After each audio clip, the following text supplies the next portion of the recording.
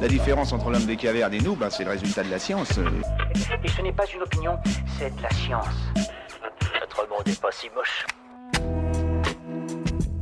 De quoi se nourrissent les tornades ? Ces ogresses météorologiques se gavent avant tout d'air et d'humidité qui leur confèrent leur puissance.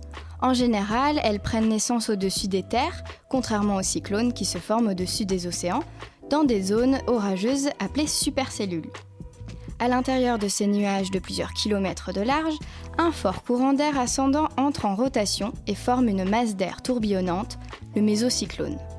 Sous l'effet d'un courant descendant de flanc arrière, dirigé vers la base du nuage, celui-ci progresse peu à peu vers le sol et, lorsqu'il l'atteint, donne naissance à la tornade.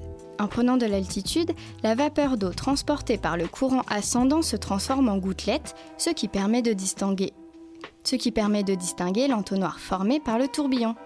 Pour engloutir des maisons, la tornade doit tourner à plus de 250 km/h.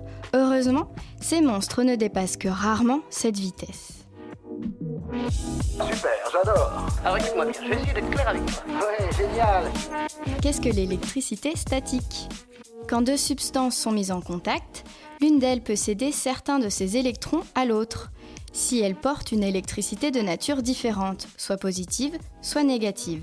C'est le cas des cheveux, matériaux perdant facilement des électrons, attirés par un peigne en vinyle ou un ballon en caoutchouc. Cet échange modifie le rapport entre charges positives et négatives au sein des atomes. Quand les deux matériaux en contact se séparent, la différence de potentiel crée un courant qui porte le nom d'électricité statique. Voilà. Il ne reste plus qu'à vous remercier de votre attention. Au revoir.